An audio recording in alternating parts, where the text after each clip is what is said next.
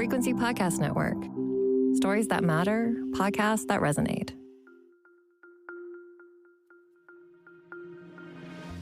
The Groundhog prediction is in, and the Grammys have been awarded.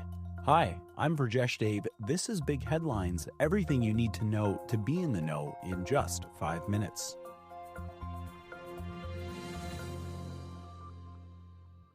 Canada's famous foretelling rodents are predicting an early spring this Groundhog Day. Ontario's Wyerton Willie making his prediction.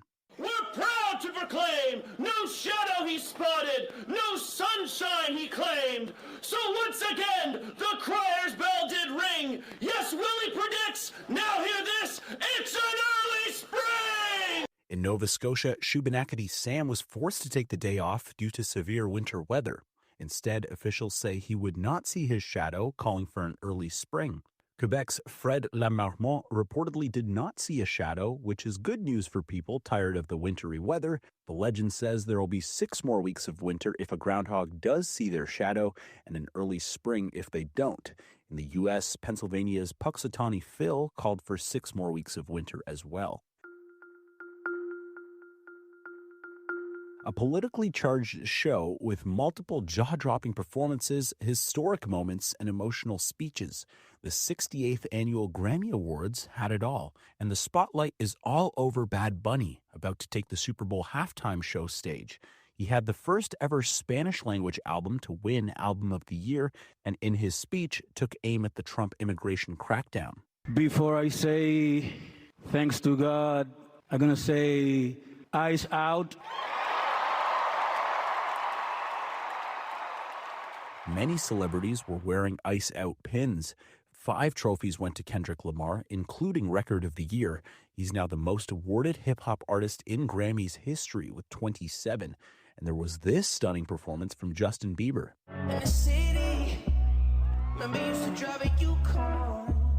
I pick up whenever you call. The Canadian singer returning to the Grammys stage for the first time in years, performing in just his boxers and socks. Best Pop Vocal Album went to Lady Gaga. Also making big headlines, thousands have gathered in Toronto to call for an end to the Islamic regime in Iran. Protesters took to Sankofa Square Sunday afternoon for a rally in support of the Iranian people amid a violent government crackdown on protests in that country. People with empty hand, they cannot do it on their own, and we need international support. We need someone to come and just end to this massacre. Some protesters are also calling for intervention from Western leaders. Protests in Iran erupted on December 28th in response to an economic crisis. Iran's government says more than 3,000 people have been killed since protests began, but human rights groups estimate the death toll could be significantly higher, with some placing it as high as 36,500.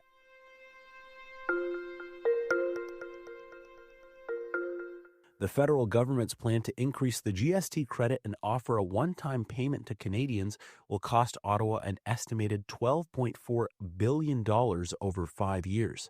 The Office of the Parliamentary Budget Officer released the estimate this morning. Prime Minister Mark Carney promised last week to help lower-income consumers deal with the high cost of groceries, including a 25% hike to the GST credit over the next 5 years. More than 12 million Canadians are expected to be eligible for the new benefit.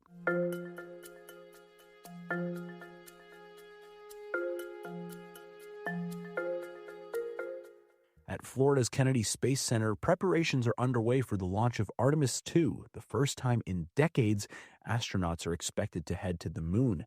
A dress rehearsal is set to go today. NASA administrators say the stakes are high. I would say this is the most important human spaceflight mission for NASA in more than a half century. The Artemis II crew, which includes 1 Canadian astronaut, is in quarantine ahead of the launch. Officials say it could come as soon as Sunday after it was reportedly postponed due to poor weather conditions. If you haven't listened yet, today on the Big Story podcast, how is Canada being impacted by these ice raids? Host Richard Southern speaks to Patrick Lennox, a national security expert. Could this spill over the border that Minnesota shares with Canada in any way, do you think, Patrick? Well, it's possible. I think it is possible. is something that at least we should be alive to. One of the things that I looked at when I was kind of researching this question of whether or not, Canada has given any thought to this was a document that was produced by the government of Canada in 2004, where they laid out, a variety of different future scenarios and geopolitical events that could transpire.